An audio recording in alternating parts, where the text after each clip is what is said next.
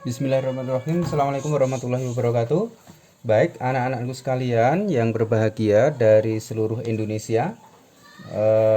Topik kita kali ini adalah tentang atom dan perkembangan model atom. Ya, materi kali ini menjadi sangat penting karena ini menjadi dasar bagi kalian nanti untuk belajar kimia pada tahap selanjutnya. Baik, oke, kita mulai dengan atom ya. Kata atom berasal dari kata atomos ya. A dan tomos. Ya, A ini artinya tidak. Adapun tomos dalam bahasa Yunani memiliki arti terbagi atau dipecah ya. Jadi dalam bahasa Yunani bahwa atom adalah tidak dapat dibagi atau suatu benda yang ketika dipecah-pecah ini sudah tidak dapat dipecah lagi gitu. Ini menurut filsuf Yunani yang disebut sebagai namanya itu adalah Demokritus. Gitu. Akan tetapi ini tidak mempunyai dasar yang kuat karena tidak berdasarkan percobaan yang ilmiah gitu kan, sehingga kemudian ternyata atom ini dapat dipecah lagi gitu ya, bahwa menjadi beberapa bagian, sehingga dikenal beberapa teori atom. Yang pertama yang dikenal dengan ya teori atom Dalton. Oke, teori atom Dalton ini teori yang pertama kali setelah filsuf Yunani Demokritus. Dalton menyatakan bahwa atom adalah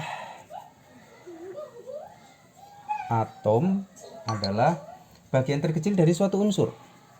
Sama ya dengan Demokritus. Terkecil dari unsur. Kemudian yang kedua dinyatakan bahwa atom berbentuk bola ya. Bentuknya seperti bola, dikatakan bola pejal gitu ya. Kemudian tidak dapat dibelah, diciptakan maupun dimusnahkan ya. Kemudian yang selanjutnya yang ketiga adalah unsur yang sama mengandung atom-atom yang sama. Kita tulis gini. Unsur sama dari atom yang sama. Kemudian yang selanjutnya yang keempat, atom yang berbeda tentu saja akan menghasilkan unsur yang berbeda juga seperti itu. Kemudian atom bergabung membentuk senyawa. Atom-atom kalau bergabung membentuk senyawa. Contohnya kalau atom glukosa ya akan membentuk senyawa glukosa gitu. Atom-atom bergabung membentuk yang disebut sebagai senyawa. Nah, itu teori atom Dalton. Kalau kita gambar teori atom Dalton itu ya bentuknya bola ya bola gini aja. Nah, bulat. Gitu. Pejal, artinya pejal itu di dalamnya ini mampet gitu ya. Kemudian ini teori atom Dalton yang pertama. Kemudian yang kedua yang disebut sebagai teori atom Thomson. Teori atom Thomson. Nah, bagaimana teori atom Thomson? Pada tahun 1897 ya, J.J. Thomson menemukan elektron atau partikel yang bermuatan negatif dalam suatu atom. Dengan penemuan ini, Thomson mengemukakan model atom yang dikenal dengan model atom Rothy-Kismis. Nah, kita tulis di sini model atom Rothy-Kismis, atau kita tulis yang pertama ini menemukan elektron.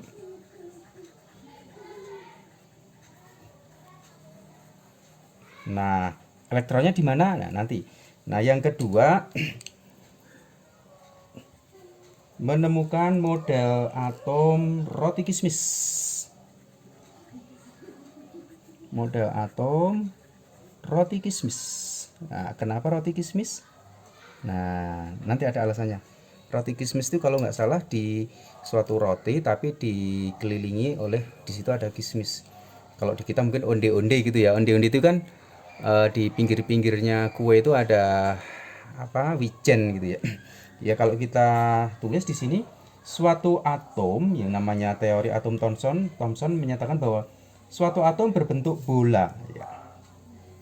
Atom itu bentuknya bola, kemudian bermuatan positif,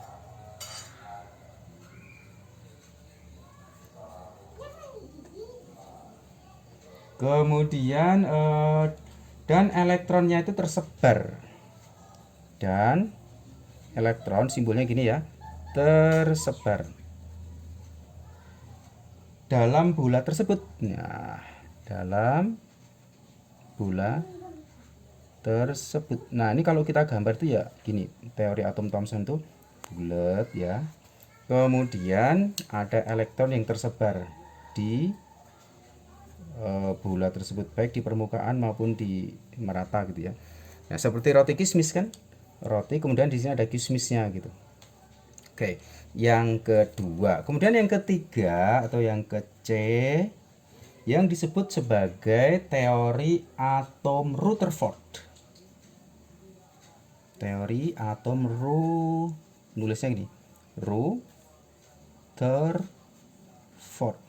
Nah, bagaimana Rutherford berpendapat mengenai atom?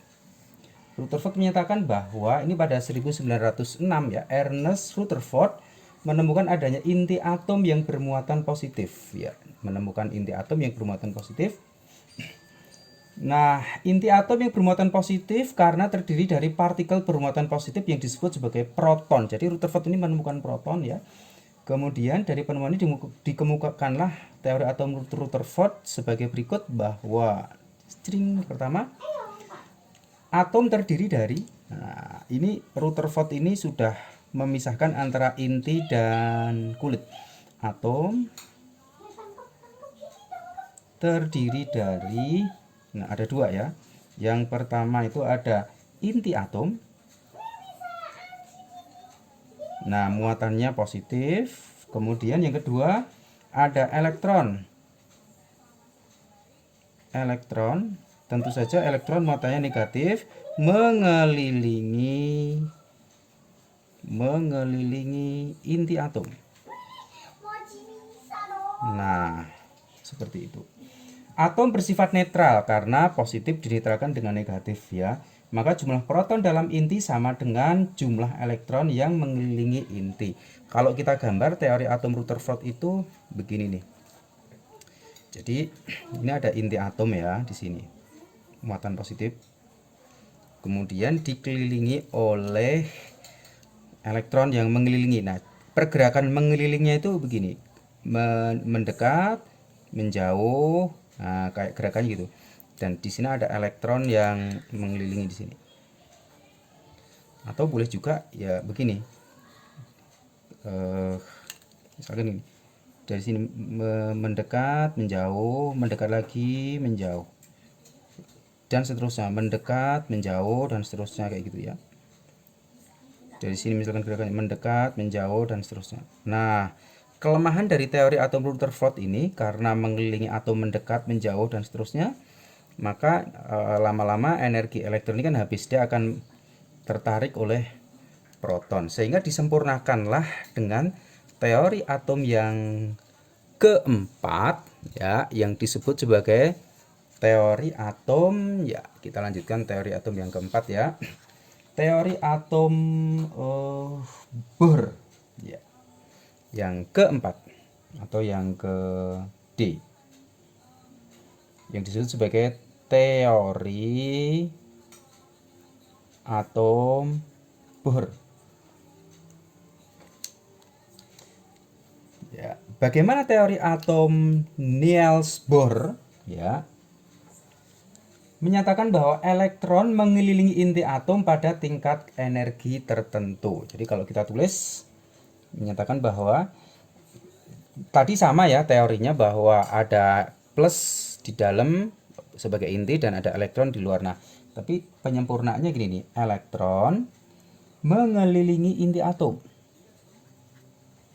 Gerakannya sama ya dengan tadi, tapi ini mengelilingi inti atomnya berbentuk dalam mengelilingi atom dalam lintasan tertentu. Dalam lintasan tertentu gitu ya. Nah, elektron dapat berpindah. Elektron dapat berpindah. Dari mana? Dari tingkat energi satu ke tingkat energi yang lain ya, dari lintasan kita tulis ini boleh. Lintasan satu ke lintasan yang lain.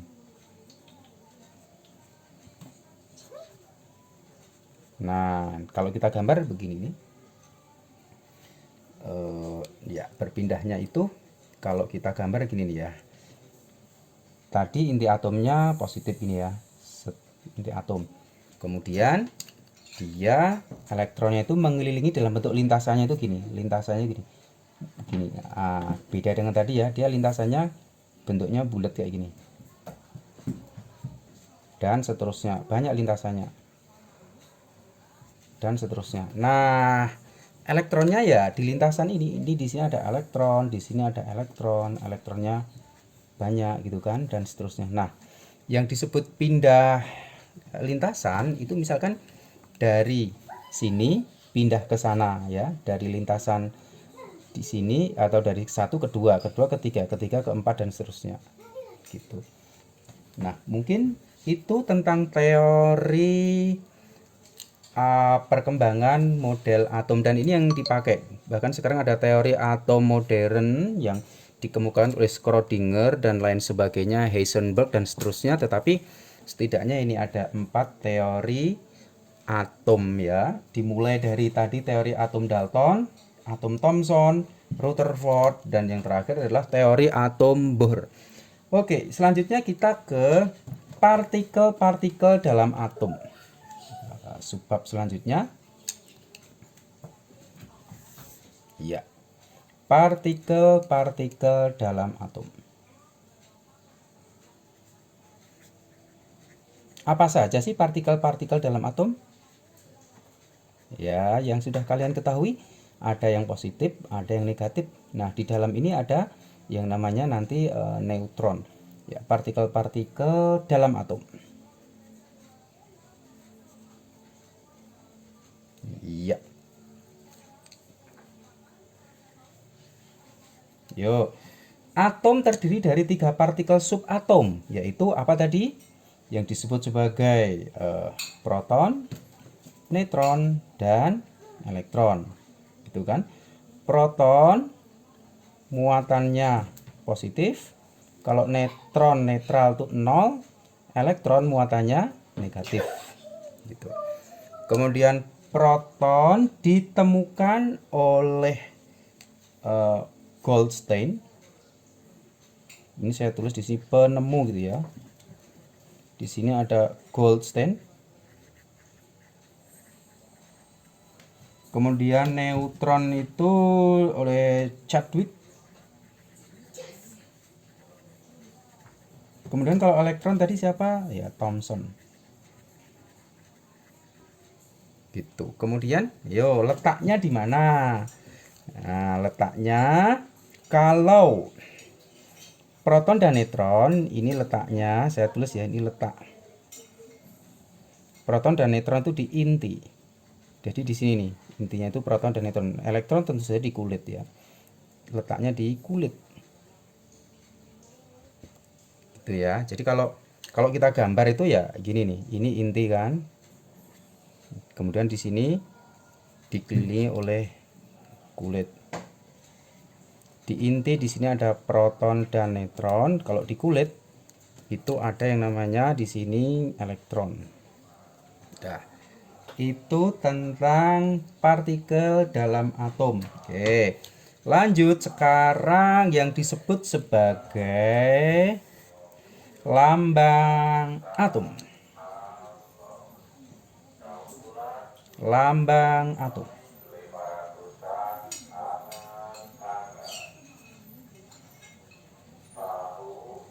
Oke, bagaimana sih lambang atom?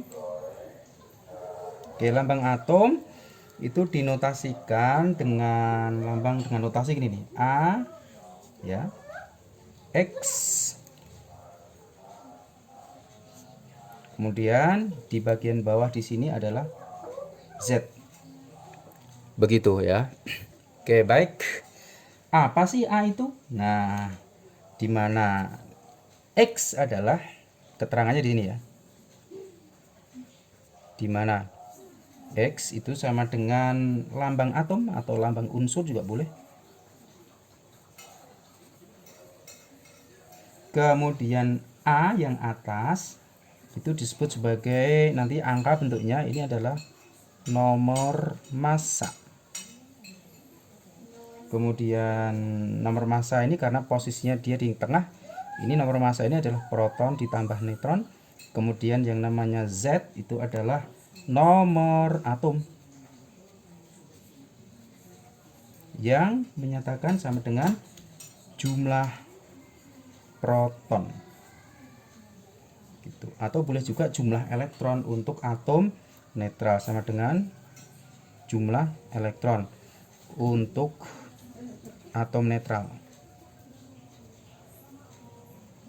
Begitu. Oke.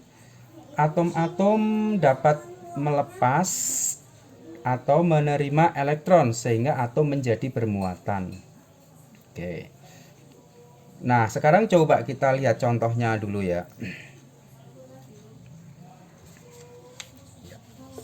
Contoh.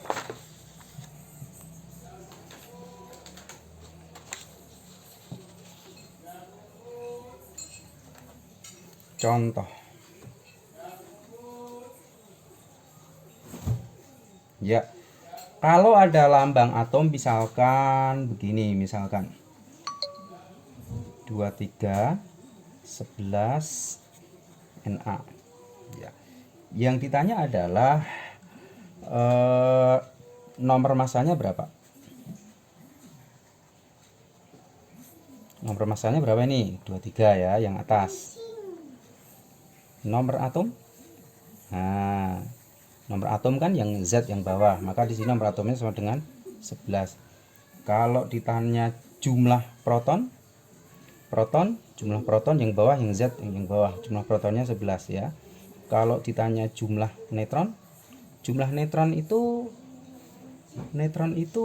gimana coba ya? 23 atau langsung 23 dikurangi 11. 23 dikurangi 11 sama dengan 12. Karena yang atas itu kan, kenapa langsung 23 kurangi 11? Karena kan ini, yang atas itu A itu kan sama dengan P plus N ya, bahwa A sama dengan P plus N. Nah, A nya ini kan 23 sama dengan protonnya tadi 11 ditambah N, maka N nya sama dengan berapa? 12 kan. N sama dengan 23 dikurangi 11. 23 dikurangi 11 sama dengan 12. Nah, seperti itu cara mencari neutron. Langsung aja atas kurangi bawah. Kalau ditanya elektronnya berapa? Karena ini atom netral itu nggak ada muatannya di sini 0, maka proton sama dengan elektron untuk atom netral. Maka elektronnya langsung yang bawah nih 11. Nah, seperti itu ya contoh untuk atom netral. Nah, atom-atom tadi dapat melepas atau menerima elektron untuk membentuk ion. Kalau kita tulis di sini, atom-atom dapat melepas atau menerima elektron.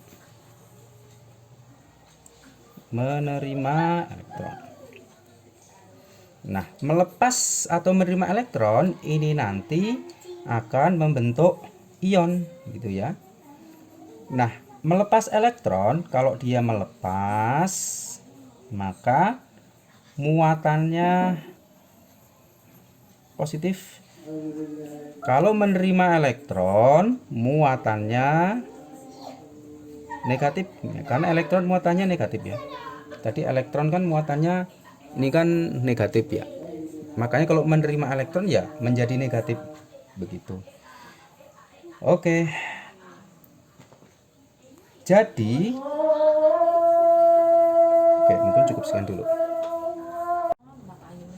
Oke, bismillahirrahmanirrahim. Ya, kita ke lambang atom. Nah, lambang atom itu begini nih. Lambang atom itu dinotasikan gini nih. A, X, Z. Itu ya. Di mana A, ya, A ini sama dengan nomor massa. Adapun artinya nomor massa ini sama dengan proton ditambah neutron gitu ya. Adapun Z itu sama dengan nomor atom. Ya, besarnya sama dengan proton atau nanti sama dengan elektron untuk atom netral. Oke. Nah, kalau yang namanya X ini ya lambang atom. Ya. Yuk kita akan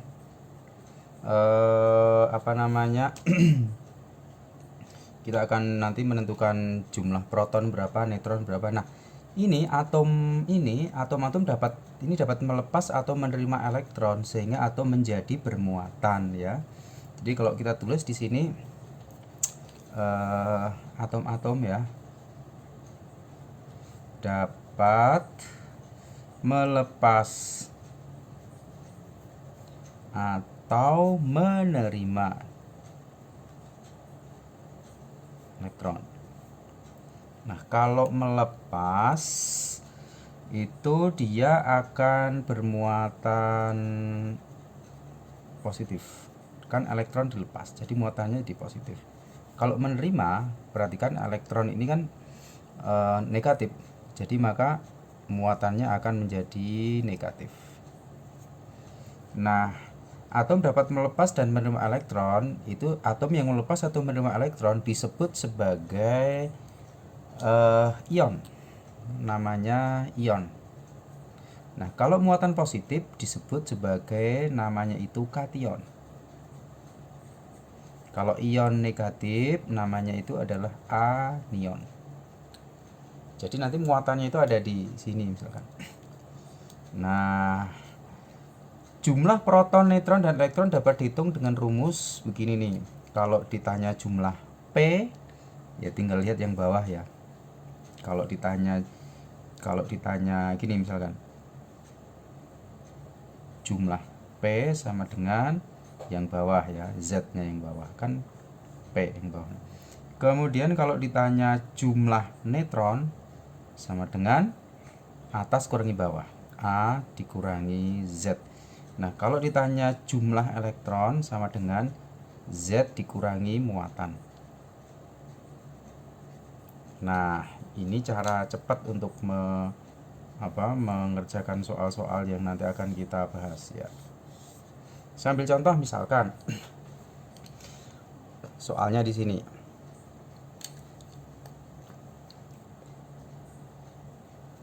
Latihan soal.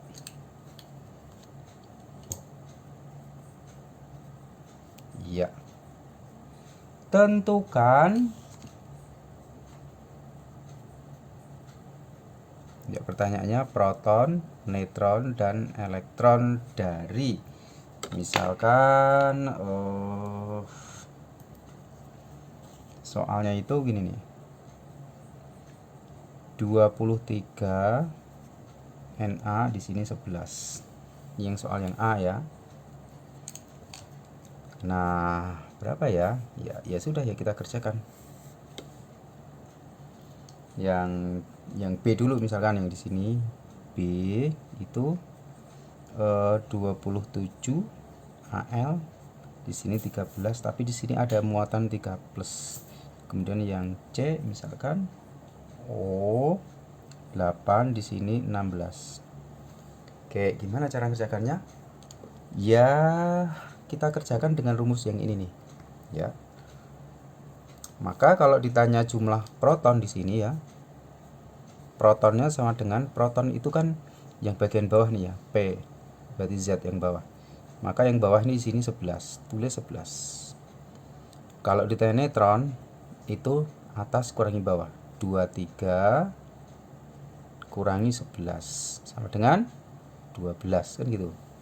Kalau ditanya elektron sama dengan bawah ya, ini ya, lihat E sama dengan Z dikurangi muatan. Karena nggak ada muatan maka ya Z aja yang bawah. E sama dengan 11. Gitu, gampang kan? Oke, sekarang yang ini nih, yang B. Berapa jumlah proton, neutron, dan elektron? Kalau ditanya jumlah proton sama dengan yang bawah 13. Neutron sama dengan atas kurangi bawah. 27 dikurangi 13 sama dengan, ayo berapa? Ya tentu saja 14 ya. Oke, kemudian kalau ditanya elektron, perhatikan ini. Elektron itu sama dengan, perhatikan ini 13. Kalau positif, ya positif, dia melepas. Kalau positif 3 artinya 13 dilepas 3. Ya, atau ditulis nih, 13 dikurangi 3. Atau rumus cepatnya ini, Z dikurangi muatan. Z-nya 13 dikurangi muatannya 3. 13 kurangi 3 sama dengan 10, sama aja. Kemudian yang terakhir nih, protonnya berapa, neutronnya berapa, elektronnya berapa. Proton lihat Z. Berapa Z? 8. Neutron atas kurangi bawah. 16 dikurangi 8 sama dengan 8. Elektron, perhatikan. Elektron itu ini misalkan di sini soalnya 2 min gitu ya. Soalnya belum selesai, kasih 2 min. Iya, elektronnya adalah karena ini dia negatif. Negatif itu dia menerima ya. Menerima itu dia bertambah elektron. Jadi 8 ditambah 2. 8 atau gini, Z dikurangi min 2 kan gitu. Cara cepatnya. Maka 8 tambah 2. 8 tambah 2 sama dengan 10. Nah, itu dia jawabannya. Gampang kan? Ya, karena tidak ada yang susah di dalam kimia. Oke, terima kasih. Semoga bermanfaat.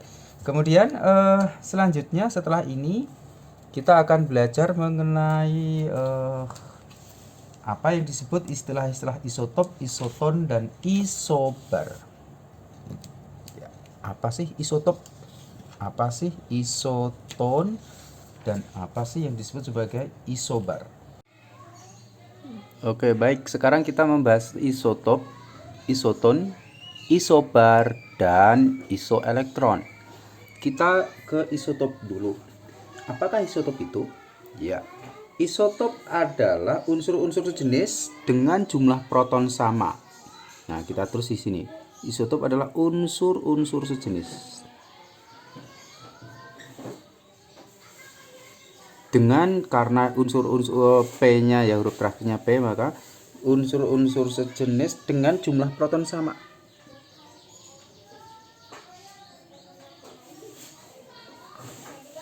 Jumlah proton sama. Tetapi yang berbeda adalah jumlah neutronnya berbeda. Jumlah neutron berbeda. Dengan kata lain, ini unsur sejenis, proton sama, N beda, atau proton sama, massa atom relatif atau nomor massanya berbeda. Jadi kalau kita tulis contohnya misalkan di sini. C itu ada dalam bentuk isotop 12, 6, dan di sini 13 dan 6. Artinya kalau kalian lihat bahwa ini jumlah protonnya ini sama-sama 6, tetapi nomor massanya ini beda ya kan, yang ini sama. Maka kita katakan bahwa ini isotop antara 12C dengan 13C6 begitu. Nah, atom-atom unsur yang sama tidak selalu mempunyai massa yang sama ya. Jadi unsur-unsur sejenis tidak selalu memiliki massa yang sama, yaitu 12 dan 13. Jadi beda-beda ya. Sehingga dalam kimia nanti dikenal yang namanya rata-rata dari unsur C ini, rata-ratanya berapa? Dari 12, 13 ini rata-ratanya berapa? Disebut sebagai massa atom relatif atau AR. Sehingga digunakanlah massa atom rata-rata yang bisa dicari dengan rumus massa atom rata-rata ya. Kita tulis ini. Massa atom rata-rata bisa dicari dengan rumus ini. AR suatu unsur A misal sama dengan, jadi dikalikan dengan kelimpahannya ya, misalkan persen A1 ditambah persen dikalikan A2, ini kali, baru kita bagi dengan 100. Nah, ini rumus untuk mencari kelimpahan atau mencari AR unsur rata-rata jika ininya beda-beda gitu ya. Oke, baik, kita ke contohnya ya. Di situ ada soal ya, seng mempunyai dua macam isotop, yaitu 65Zn30 sebanyak 60% dan 66Zn30 sebanyak 40%. Pertanyaannya adalah hitung massa atom relatif Zn. Nah, bagaimana cara mengerjakannya? Ya, cara mengerjakannya ya tentu saja kita masukkan rumus yang tadi ya, yaitu ya AR Zn sama dengan persen dikalikan Zn1 ditambah persen dikalikan Zn2 dibagi 100. Masukkan angka-angkanya. Persen 1 60 ya. Zn1 nya, nah yang dimasukkan angka yang atas 65 ditambah persen yang kedua ini 40 kali Zn2 nya yang ini nih, Zn2 nya 66 dibagi 100 sama dengan, kalau kamu cari ini tentu saja dikerjakan dulu, ini juga dikerjakan dulu, dibagi 100 dicari hasilnya adalah 65,4. Nah, begitu cara mencarinya ya. Oke. Yuk, assalamualaikum warahmatullahi wabarakatuh. Oke, baik. Selanjutnya kita membahas isoton.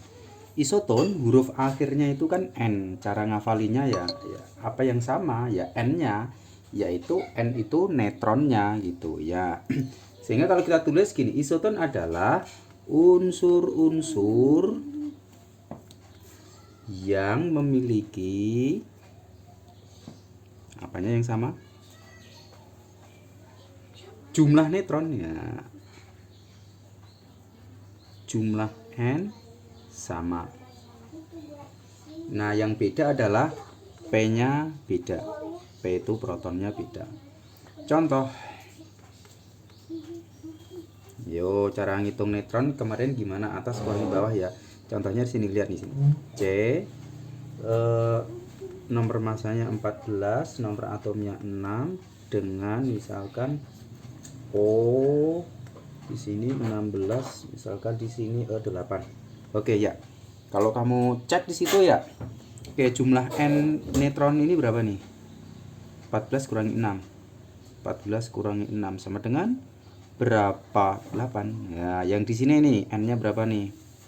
16 kurangi 8, atas kurangi bawah sama dengan 8. Tuh, sama-sama 8 kan? Karena sama-sama 8, maka kita katakan bahwa unsur itu antara C dan O ini adalah isoton. Tuh, itu yang isoton. Kemudian yang selanjutnya adalah yang disebut sebagai isobar. Apakah isobar itu? Nah, isobar. Bar, cara ngapalinya ya.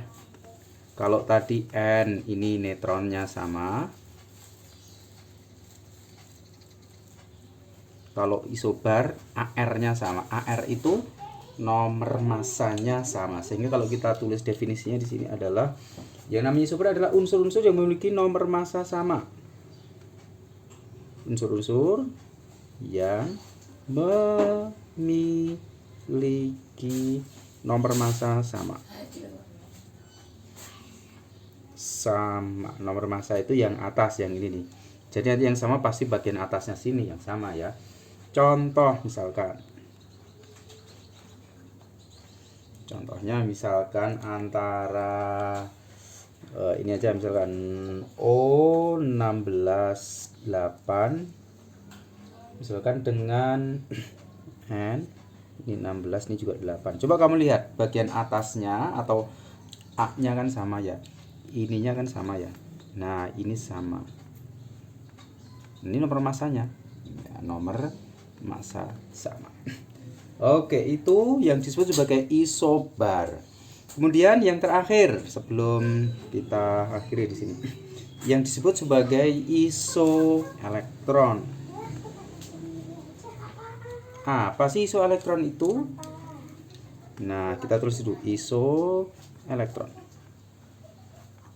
Nah, yang sama ya tentu saja jumlah elektronnya ya.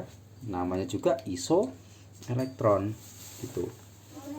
Maka kita tulis di sini unsur-unsur atau mungkin juga ion, unsur atau ion yang memiliki apanya yang sama? Elektronnya. Ya. Jumlah elektron sama. Contoh. Saya ambil contoh misalkan O816 di sini misalkan 2 min gitu ya. Dengan neon di sini 10. Di sini misalkan 20. Oke, baik. Coba kita cek jumlah elektronnya masing-masing ya. Berapa jumlah elektron dari O dan berapa jumlah elektron dari Ne. Ya, kita cek jumlah elektron. Di sini ya, jumlah elektronnya berapa nih? Perhatikan. 8 karena 2 min artinya dia menyerap 2 elektron. Artinya jumlah elektronnya gini. 8 menyerap 2 ditambah 2. Maka sama dengan 10 elektron. Perhatikan yang di sini. Berapa jumlah elektronnya? Maka kita hitung elektron sama dengan, karena netral ya sama dengan 10. Tuh, sama kan? Sama-sama 10 elektron. Karena jumlah elektronnya sama, maka kita katakan bahwa ini antara O2 min dengan Ne ini adalah isoelektron. Ya, demikian penjelasan mengenai isotop, isoton, isobar, dan isoelektron. Oke, baik. Sekarang kita latihan soal-soal. Nah, di sini ada 2. Nanti kita akan bahas 3 soal. Soal yang pertama, hitunglah jumlah proton, neutron, dan elektron dari A, B, C. Yang A dulu kita bahas. Yuk kita bahas ini protonnya berapa, neutron berapa, elektron berapa. Proton lihat bawah 26. Neutron atas kurangi bawah 56 dikurangi 26 sama dengan 30. Ya enggak? Elektron karena atom netral, Fe enggak ada muatannya di sini, maka proton sama dengan elektron ya 26. Gitu ya. Sekarang yang ini, wah ada muatannya 3+. Yang penting kamu tahu 3+ ini artinya dia, kalau 3+ itu kemarin artinya dia melepas elektron ya. Kalau 3+ berarti dia melepas 3. Maka kalau kita tulis di sini protonnya 26 bawah, neutron atas kurangi bawah 56 kurangi 26. Udah tadi ya, 56 kurangi 26 30. Nah, elektronnya karena plus itu artinya melepas ya. Karena plus itu artinya melepas, maka menghitung elektronnya ya 26 dikurangi 3, melepas 3 sama dengan 23. Nah gitu. Ingat ya, kalau plus itu artinya dia melepas. Kalau min justru menyerap. Elektronnya bertambah kalau ini kan. Ya udah, di sini yuk kita terapkan. Maka untuk ini nih, proton, neutron, elektron.